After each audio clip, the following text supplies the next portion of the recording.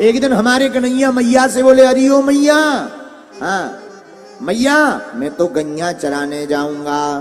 मैया बोले, लाला अबे ने छोटो सो छोरा है, बड़ो है जाएगा, ग्वाल को छोरा है, गैया ही तो चरानी है, काय को दिमाग खराब कर रहा हो, बचपना है अभी, नेक बड़ो है जा। ठाकुर जी रूठ गए, ना मैया मैं तो आज ही अभी ही गैया चराने जाऊंगा। मैया बोली, लाला देख बात मानो कर, तू बात नहीं मानेगा ना तेरी शादी नहीं होगी, कौन अपनी दुल्हनिया देगा बिटिया को। कन्हैया बोले, माँ बाकी चिंता मत करो तुम, मैं तो गैया चराने जाऊंगा। अब मैया लाला के आगे क्या बोले, मैया ने गैया तो चराने नहीं दी, गैया के छोटे छोटे बछड़े कन्हैया को दे दिए। ले लाला दूर मत जाइए, नेक नजदीक ही रहिए, गैया आगे आगे कन्हैया पीछे। अच्छा गैया माता के पीछे कन्हैया, लेकिन भगवान अपने पाँव में कुछ पहने नहीं है। मैया ने कहा, अरे ओ कन्हैया कुछ पहन ले। ठाकुर जी बोले, मैया मेरी गैया के भी कुछ नहीं है, तो हम तो कन्हैया हैं, हम क्यों पहने। गैया आगे आगे कन्हैया पीछे पीछे, भगवान बड़े आगे। गैया चराने ठाकुर जी आए तो राजा कंस ने अघासुर नाम का एक राक्षस भेज दिया।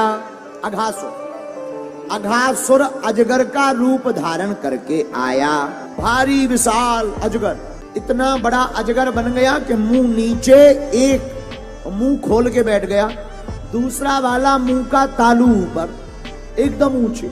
भगवान गोप ग्वालों के साथ, भगवान के गोप ग्वाल कौन है, श्री दामा मधुमंगल, ये भगवान के गोप ग्वाल है, उनके साथ ठाकुर जी आए। भगवान अजगर को देखकर समझ गई अघासुर है, पर गोप ग्वाल बोले, कन्हैया देख तो वृंदावन में कितनी प्यारी सी बढ़िया भैया गुफा बनी है। भगवान मन ही मन बोले, भैया ये गुफा नहीं है, अजगर का मुंह है, अघासुर का। भगवान रोकते ही रहे, ब्रजवासी नहीं माने, अघासुर के मुख में चले गए, अजगर के मुख में गए, जीभ एकदम चिकनी। ब्रजवासी आपस में बात करके बोले, भैया लगता है ये गुफा काऊ महात्मन की है, कोनो महात्मा बैरागी रहे जा में भीतर। दूसरा बोलो, और तो सब ठीक है, जरा रोड तो देखो, सड़क कितनी चिकनी बनी, यहाँ के महात्माओं के तो बड़े ठाट बाट हैं, इतनी प्यारी चिकनी सड़क बनाए रखी है। दूसरा बोला, तुम्हें सड़क दिखाई पड़ रही, बगल में देखो सफेद सफेद क्या गजब के खूंटा गड़े, खूंटा, अब वो खूंटा नहीं थे, दांत, अजगर के दांत। ब्रजवासी दूसरा बोला, है क्या गजब के खूंटा गाड़ रहा के महात्माओं ने। तीसरा बोला, लगता है महात्मा भीतर तपस्या कर रहे हैं, खूंटा जाए लिए गाड़ राखो कि अपनो सामान जा खूंटा पे टांग के आइयो। बोलो जय सिया राम। अब भगवान रोकते रहे, ब्रजवासी नहीं माने। अच्छा एक बात और बोले, साची साची बोले, भैया भगवान जीवात्मा को बहुत रोकता है। अघासुर का मतलब अघमाने होता है पाप, पाप के मुंह में जब जीवात्मा हम लोग जाते हैं तो भगवान किसी ना किसी गुरु के माध्यम से कहता, पाप मत करो, पर हम लोग नहीं सुनते, पाप के मुख में चले ही जाते। ब्रजवासी भी चले गए, जब ब्रजवासी चले गए तो ब्रजवासी है भक्त। भगवान ने, ठाकुर जी ने सोचा जब भक्त चले गए तो हम क्यों रह जाएं। और अघासुर तो देख ही रहा था कि कब कन्हैया आवे और कब हम अपनी जेसीबी मुंह की बंद कर लेवे। जैसे ही ठाकुर जी मुख में आए, सोई अघासुर ने अपने मुंह को बंद कर लिया। बोलो जय सिया राम।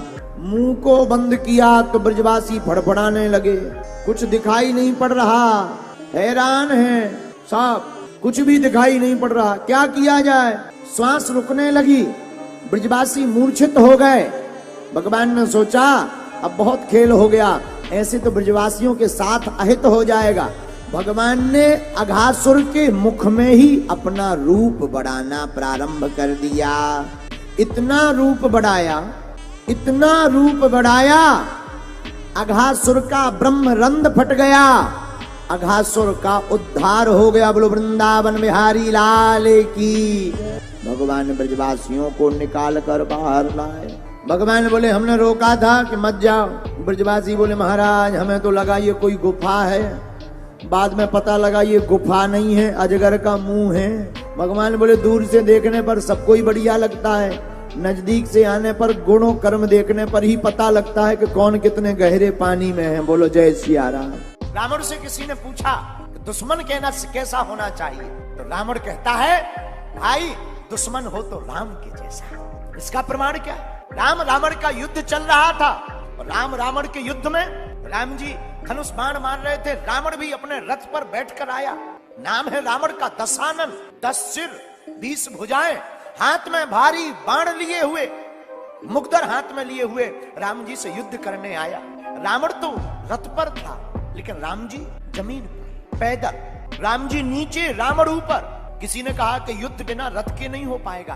राम जी बोले अपने पास तो बानर भालू है, रथ कहाँ है। हनुमान जी तुरंत आ गए, प्रभु आपकी आज्ञा हो तो हम हैं आपके सेवक, आप क्या करोगे।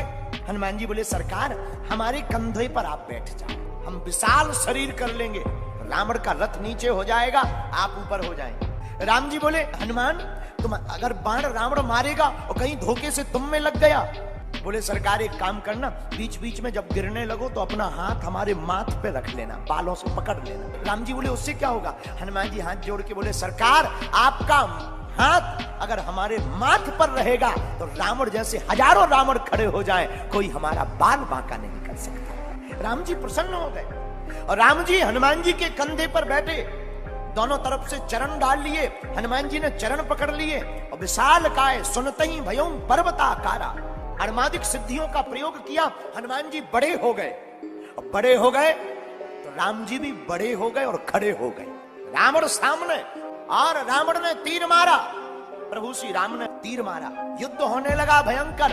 और प्रभु श्री राम ने ऐसे बाण अमोघ बाण चलाए, रावण का रथ चकनाचूर हो गया, रावण निहत्ता हो गया, अस्त्र शस्त्र गिर गए। और जब अस्त्र शस्त्र गिर गए और प्रभु श्री राम ने देखा कि अब रावण के हाथ में कोई भी अस्त्र शस्त्र नहीं है और निहत्ते शत्रु पर बाण मारना युद्ध की मर्यादा के खिलाफ, प्रभु श्री राम ने तीर रोक दिया और कहा रावण हे दशानन जरा बाणी सुनना। दशानन आज तुम बहुत थक गए होगे, बहुत श्रमित हो गए, एक काम करो घर जाओ, जाकर आराम करो, वैद्य को बुलाकर दवा लो और कल जब तुम्हें लगे कि हम ताजगी है, कल युद्ध करने लायक है, तो कल फिर आना और कल फिर आओगे तो फिर से तुम्हें दशरथ पुत्र राम इसी युद्ध में खड़ा मिलेगा। रावण की आंखों में पहली बार आंसू आए। क्यों? रावण रोते हुए कहने लगा कि शत्रु हो तो राम जैसा, जो निहत्ते शत्रु को हमारे हाथ में कोई अस्त्र शस्त्र नहीं बचे तो उन्होंने जो है तीर नहीं मारा, और कोई होता तो निहत्ते शत्रु पर जिसकी पत्नी का कोई हरण कर ले वो जिंदा छोड़ता, और कोई होता तो क्या बाण मारने से छोड़ता।